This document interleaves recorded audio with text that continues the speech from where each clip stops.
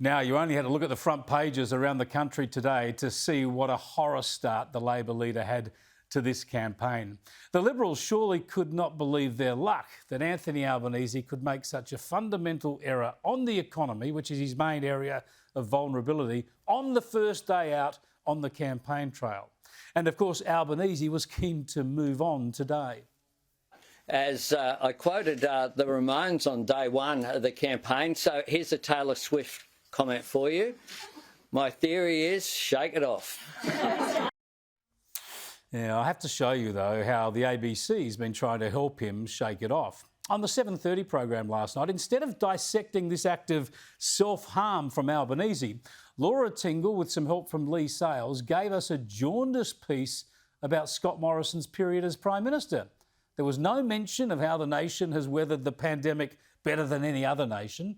No mention of tax cuts and restored border security. No mention of standing up to China.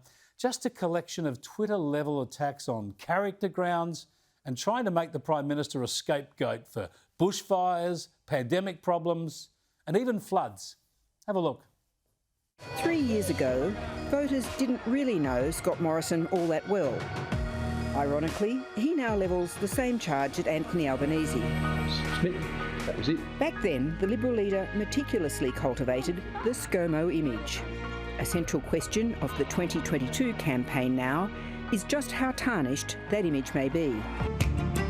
The government's capacity and competence has once again been under fire in the past month over its response to the catastrophic flooding on Australia's east coast. Much of the focus is inevitably on the performance of the Prime Minister, but he goes into an election campaign with many of his cabinet colleagues carrying political wounds that in another era would have led to resignations. Whether their tarnished image will matter as much as the PM's in the next 6 weeks is yet to be seen. As I mentioned, it's been a messy opening day of the campaign, one that both sides might have hoped would unfold a little differently. Both sides would have hoped it would unfold a little differently? They've got to be kidding, don't they?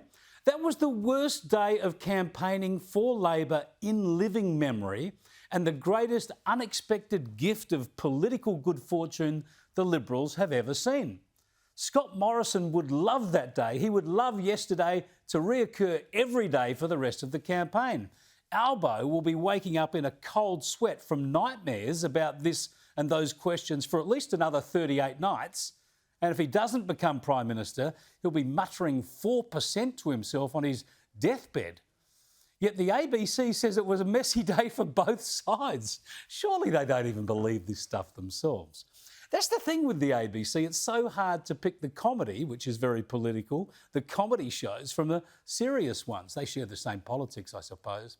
They went on last night in their Media Watch show to do the same thing. They stuck the stuff up of Albo at the top of the program, late breaking news, but then went ahead with a long piece their large team had obviously spent all week putting together, rehashing old attacks on Scott Morrison as they slammed their usual targets, that is the Coalition and News Corp, including Sky News.